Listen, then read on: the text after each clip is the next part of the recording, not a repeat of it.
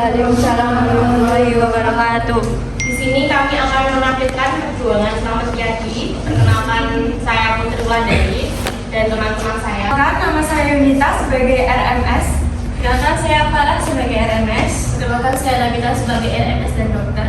Perkenalkan, nama saya Alif Nadia sebagai pasukan Slamet Riyadi dan dokter. Perkenalkan, saya Dava sebagai Slamet Riyadi. Perkenalkan, saya Valentina Dinda Wijayanti sebagai pasukan Slamet Riyadi. Perkenalkan, saya Mario sebagai AEK Wilarang. Perkenalkan, saya Abdul Basit sebagai tentaranya Slamet Riyadi dan RMS. Perkenalkan, saya Rahmat Kennedy sebagai organisasi Palestina dan juga pasukan Slamet Riyadi.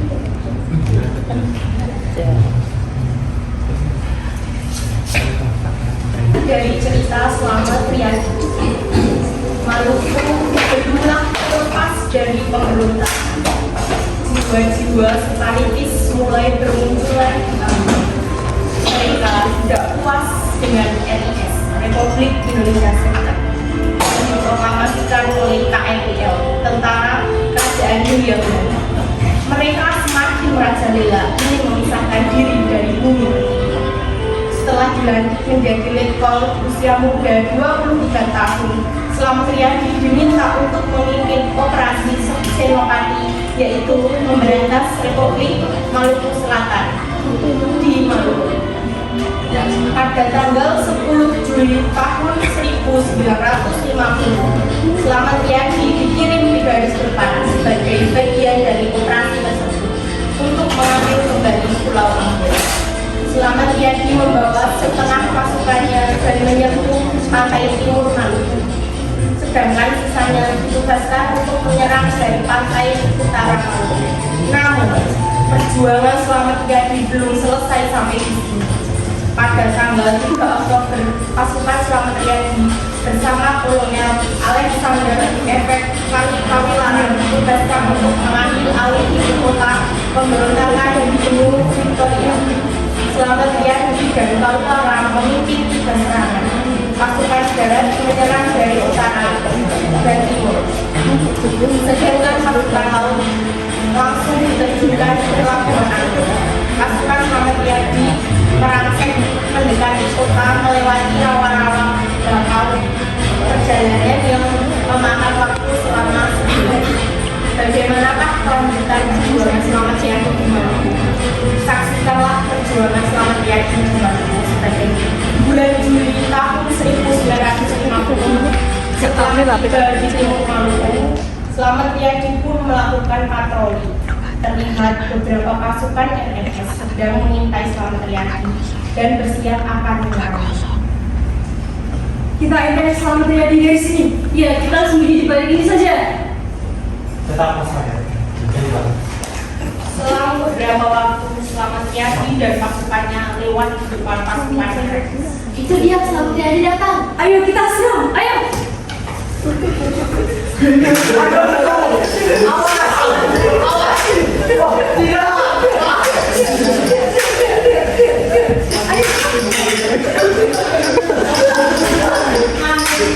Mati ketimpal terjadi sangat sulit di antara kedua belah pihak dan berakhir dimenangkan pasukan Slamet Riyadi. Wilayah pantai itu pun diambil alih pasukan Slamet Riyadi. Beberapa saat setelah peperangan yang terjadi pada bulan Juli tersebut, pada bulan November, Slamet Riyadi ditugaskan kembali untuk merebut ibu kota dari Maluku tersebut. Slamet Riyadi turun dari mobil militer menuju markas KRIL. Ia disambut oleh beberapa tentara menuju markas. Di markas tersebut, Slamet Riyadi sedang mengadakan rapat penyerangan dengan pasukan-pasukannya. Matanya tertuju ke arah tumpukan-tumpukan kertas di atas meja. Kertas-kertas tersebut membahas tentang laporan-laporan penyerangan sebelumnya terhadap RMS. Tampak RMS sangat gigih dalam pemberontakan dari Indonesia. Bagaimana keadaan musuh kita saat ini? Sebenarnya mereka sangat malu. Ya, mereka sangat gigih. Jika kita tidak menambah pasukan, kita akan kalah. Saya akan mencoba bisa di bala kedua. Oke, apakah kalian putus asa? Tidak. Tidak. Ingat Kapten Fadli Murad. Ketika ia mendengar kata merdeka, ia akan terus berjuang tiada lelahnya. Kita tidak boleh menyerah. Hidup Indonesia! Hidup! Indonesia. Saya memiliki rencana setelah operasi ini selesai, saya akan membentuk pasukan yang lebih kuat daripada tentara Garis Hijau Belanda. Saya setuju. Saya dan teman pasukan lainnya akan membantu kamu. Baik. Di waktu yang bersamaan, basis perlawanan RNS di Benteng Victoria, Dr. Christian Robert Stephen Smokil dan komandan pasukan tengah mengadakan rapat untuk mempertahankan perjuangan mereka. Mereka tak terima dengan pemerintah Indonesia. Pemimpin mereka adalah seorang yang progresif. Saya punya firasat, kita akan diserang. Lantas apa yang harus kita lakukan? Siap, kita harus bertahan apapun yang terjadi. Siap, bagaimana kalau kita membuat strategi penyerangan? Kalau begitu, saya punya ide. Bagaimana kalau kita menyerang markas mereka sebelum mereka menyerang kita? Siap, saya paham. Saya akan sampaikan pada tentara saya, pasukan saya.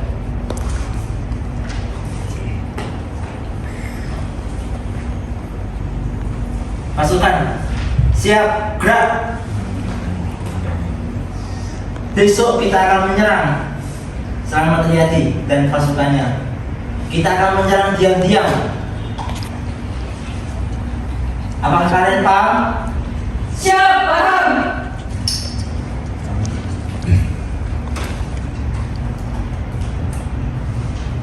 Segera siapkan peralatan perang dan segera menuju ke sana. Siap.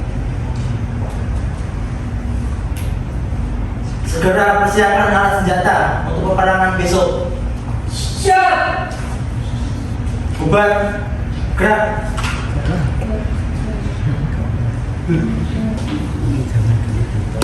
Slamet Riyadi beserta pasukannya menyerang Benteng Victoria secara tiba-tiba. Namun, ada hal yang tak terduga yang terjadi. Pasukan RNS ternyata mengetahui pergerakan Slamet Riyadi. Mereka bersembunyi di benteng tersebut dengan sigap mereka membidik Slamet Riyadi. Sepertinya saya melihat pasukan Siliwangi di sana. Saya akan turun dari sini. Hati-hati, bisa saja dia bukan pasukan Siliwangi. Pelan-pelan saja agar kebenaran kita tidak diketahui. Saya akan turun. Itu Slamet Riyadi, serang dia!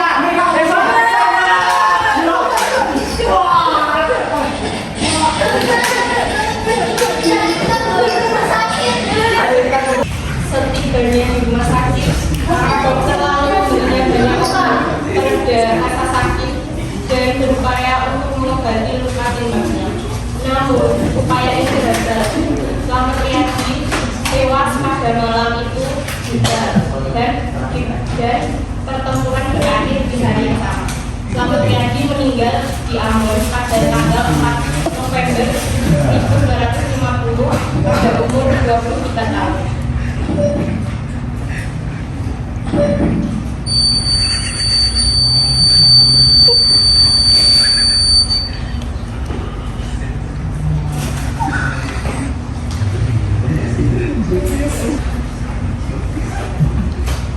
Bagaimana keadaan kemudian siapa bisa selamat?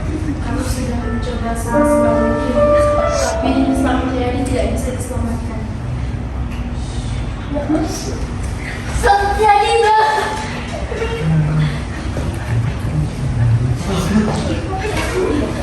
Selamat jadi, bangun, bangun, Mbak. Selamat. Betapa hatiku akan dirimu, telah gugur pahlawanku. Betapa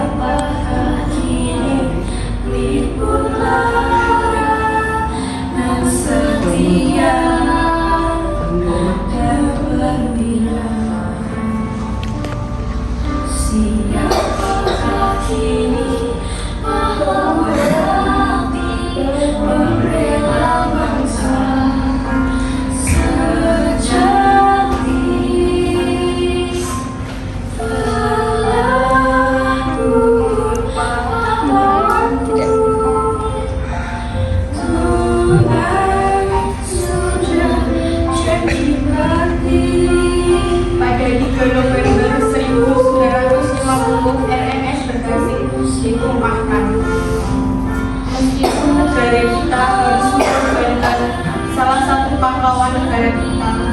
Selamat Riyadi pun dikebumikan di Maluku. Namanya pun dikenang sebagai pahlawan Indonesia yang berasal dari kota Surakarta. Untuk mengenang jasa Selamat Riyadi, mari kita menundukkan kepala sejenak. Kita menghentikan cipta untuk berdoa kepada Sang Pencipta.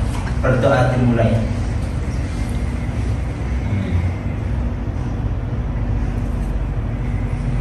Berdoa selesai. Sekian, terima kasih dari kelompok kami.